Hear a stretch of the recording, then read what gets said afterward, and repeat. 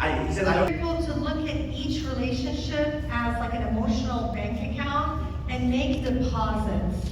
And you may not be able to fill the deposit every day for every person, but over the week, make sure that you're giving enough to that person. Now, an analogy I use with, and it makes it very clear for a lot of men, is that imagine your wife makes your favorite food. What is that? Maybe biryani, maybe swarana, right? And you're hungry, you're starving, but instead of giving you the meal, she distributes that to the friends and neighbors. How are you gonna feel?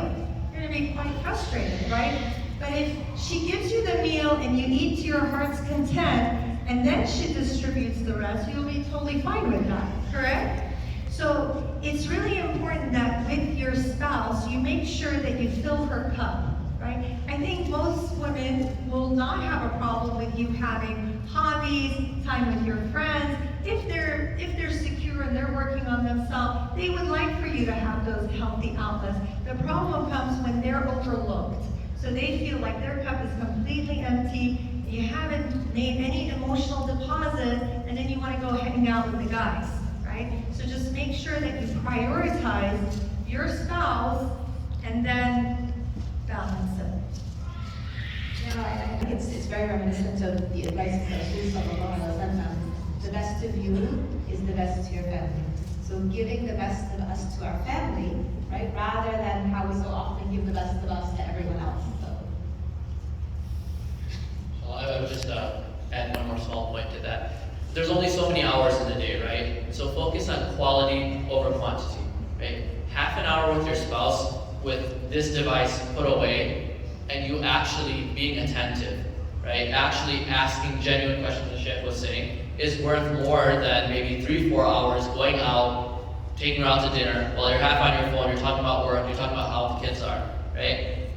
Quality over quantity, and hopefully you'll be able to find that balance then, inshallah. Sometimes. How can I fix this? And if the answer is improve confidence, how can I do that? Let me just say, alhamdulillah, for a change, what a nice problem to have, alhamdulillah. We have the opposite problem in the teenagers, so it's nice to find somebody old school. But anyway, who wants to take that question? You know, building your self-confidence and your self-esteem is so critical before you get into a relationship. And it is innocent and nice that someone is feeling awkward around the opposite gender. However, it is so critical to feel good internally about what Allah has given you and building your self-worth, because there's always this feeling of being hesitant to raise your self-esteem as if that's going to make you the opposite of humble, right? So you want to be able to have self-esteem without the arrogance. And when you feel good about what you have to offer, you feel good about the qualities, the traits that you have, then you will be able to have more confidence to interact with anyone, not just the opposite gender. So as far as interacting with the opposite gender, I'll pass it on to you. Well, I would just say embrace the awkwardness. You know, part of self-confidence is also knowing that maybe, you know, again, we look at the masjid here, we grow up in communities where we, from a very young age, isolate, you know, the females and the males, and then it's time for marriage, and we're like, okay, go, like, you know, make it work, right? And then within the marriage dynamic even. So I would say, first of all, you're recognizing and you have enough self-awareness to realize that you're struggling a little bit in terms of how you communicate. Ask yourself, is it only with the opposite gender or is it with others? Because it sounds to me like this may be a communication issue that is not just with the opposite gender, but maybe just in unfamiliar situations. That because it's not familiar to you to connect with the opposite gender because you haven't done it or, you know, growing up. So maybe it's not just about the male-female dynamic, but it's that communicating in unfamiliar situations. So I would say, first of all, embrace the awkwardness, understand that it's there, recognize that, you know, it exists. Find how to work your way through unfamiliar situations when it's not the opposite gender. So get comfortable with putting yourself in spaces and places where you're communicating maybe with others that you're not so familiar with, halaqas that you don't normally go to, durus that you don't normally go to, gatherings. you're going to get more familiar with the unfamiliar or more comfortable with the unfamiliar, and that's going to gravitate towards communicating with others as well. I can add a little bit of old schoolness here, inshallah. If it's just awkwardness with the opposite gender, so as Dr. Susan pointed out, if you have awkwardness communicating, that's another issue. If you have awkwardness only with the opposite gender, frankly, there's an element of that that is Islamic and good and healthy, brutally honest. There's an element of that that's actually good, old school, healthy Islamic values and akhlaq. And I would hope that at some level we maintain a little bit of extra modesty with the opposite gender. That is a part of our akhlaq. And if it is done within the realm of our Islamic akhlaq, this is actually praiseworthy. And so, if you are speaking to a potential spouse, and you find out that this potential spouse of yours is not the best at communicating overall with the opposite gender, frankly, this is actually a very good sign. You don't want, I'm being again old school here, I hope I'm not wandering into deep territory, but this is the way I feel while watching time. If they're awkward with the opposite gender, eventually they'll be fine with you, but they'll still be awkward with the opposite gender. That's actually, at a certain level, healthy. Now obviously, if it gets to the point that they cannot communicate effectively, then yeah, that's another issue. Just a little bit of, and Allah mentions in the Quran, the wife of Musa, she was awkward with the opposite gender, right? فَجَاءَتْ إِحْدَاهُمَا تَمْشِي عَلَى اسْتِحْيَاءٍ قَالَتْ إِنَّ أَبِي يَدْعُوكَ, right? One of them came, she was really bashful and shy. She didn't know how to begin the conversation. And that characteristic in her was what attracted Musa to her and eventually became his wife. So a certain amount, if it's with the right, like a little bit of salt, inshallah, perfect amount is actually very, very good. I understand too much is debilitating, and definitely not having it whatsoever. I mean, I'm old school, but I don't think that's also healthy. Wallah, hope I didn't get too complicated. No, you're good, man. I think it obviously, like, any extreme is bad, right? And that one extreme of being overly confident and just having no boundaries, having no hayat will get you into a ton more trouble than having too much hayat, right? I would say this kind of points to the responsibility on our community, especially for the young man, right? Are we, as parents, are we teaching our young boys how to respectfully talk to the opposite gender, right? A lot of times we shelter them to the point that when they go off to college, they lose their minds, you know? So I think this is also an important component. How do you speak to someone of the opposite gender with respect, with hayat? All of a sudden it needs to be taught. It's not just a personality thing. If I could add just to the brother who is really struggling, or anyone who struggles with that, it all has to do with what's going on in your head as you're having that conversation. A lot of times people are very self-conscious and they're thinking, oh my God, what are they thinking of me? What are they saying? Do they like me? Do they not like me?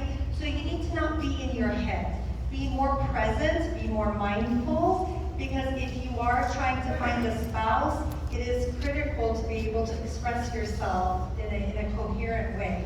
So don't be so self-conscious, and the self-talk needs to build yourself up, not crush yourself. Okay? All right, and just for those who are asking, I'll just say one thing, I'll leave the rest to everybody else. The second thing that you cannot compromise on is akhlaq, manners. This is something that is super important. You cannot have either husband or spouse or wife that is arrogant, contemptuous, foul-mouthed. Akhlaq, humility, good manners. That's something that is the recipe of not just a marriage success, being a good human being. So the two things that for sure cannot be compromised on is good akhlaq and good deed. I'm sure there's others we can add, inshallah. So I would just say, everyone's mind is different.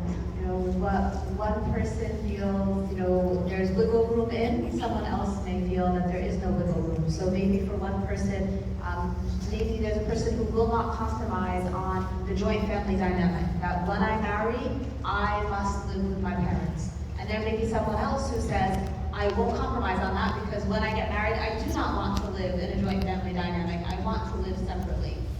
That's, it's valid. They're two different points of view, right?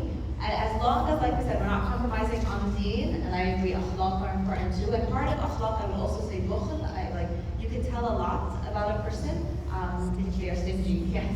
And oftentimes stinginess with wealth is often stinginess with emotion, stinginess with kindness, stinginess with compassion. So I would probably add stinginess, but I'd also say the list could be long and it's variable because everyone has different lines. Know your line. Know what it is that you cannot compromise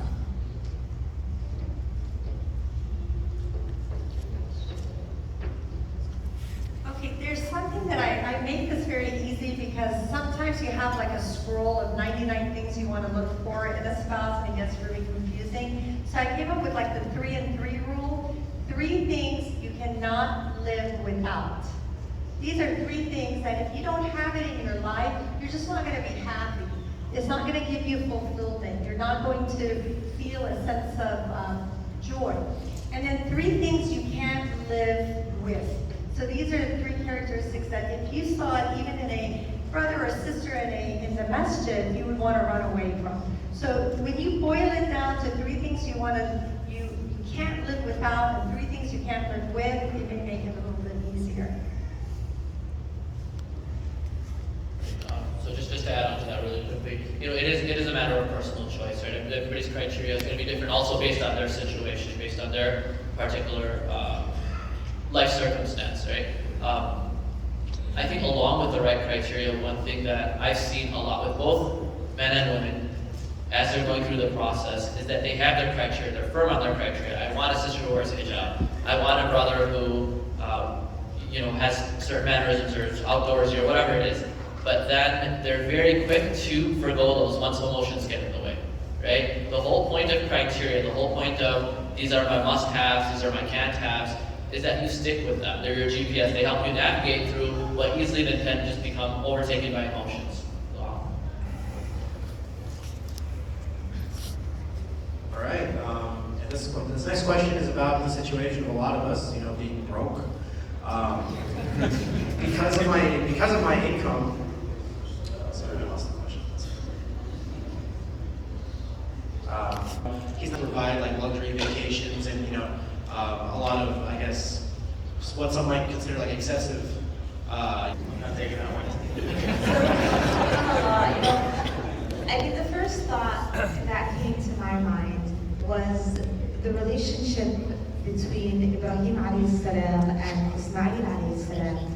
And when he went to visit his wife, the wife of Ismail, Ibrahim alayhi salam went to visit the wife of Ismail alayhi salam, he wasn't home, and the wife complained. And she complained and she complained and she complained. And so Ibrahim alayhi salam left him a message saying that he should change, I believe it was the yes, to change.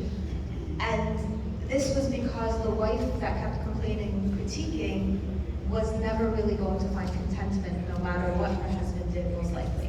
And then when he married someone else, and Ibrahim alayhi salam went to visit that home, and the wife, although they hardly had anything and the furniture was sparse and there was nothing really, there, she was so grateful. And so he had told Ismail alayhi salam to keep, this wife essentially. So yes, so I think the critique itself is problematic. That's what is happening in the marital relationship if the spouse is critiquing, the wife is critiquing the husband because of, a fluctuation in income. Because as Sheikh Yasser said, it's adornment, wealth and children. It's not ours, it doesn't belong to us, and as we can see in this recession, and as our stocks are dwindling, and then stocks, right? We know that this can cause a lot of tension and a lot of stress, but it's not something that should dictate the well-being of our marriages. So I would be concerned about what's going on in this relationship that would cause this critique to occur. For the husband, living within your means, I mean, this is the sunnah of the Rasul sallallahu alaihi wasallam. Again, we know, during the time of his marriage with Khadija radiallahu anha, when she gave everything of herself and of her wealth, to support the Rasul sallallahu alaihi wasallam in his journey of La ilaha illallah and teaching that to everyone. We know that she went from having riches to having nothing, and yet it was one of the most beautiful marriages, I think, in the history of marriages. So I'd be concerned. I would say, I know you might not be able to afford it right now, but try to get counseling. Try to see what's going on in the marriage dynamic, because there seems like there's something there. What do you think is the ratio of positive remarks to negative remarks. A 5 to 1 ratio. So 5 positives to 1 negative.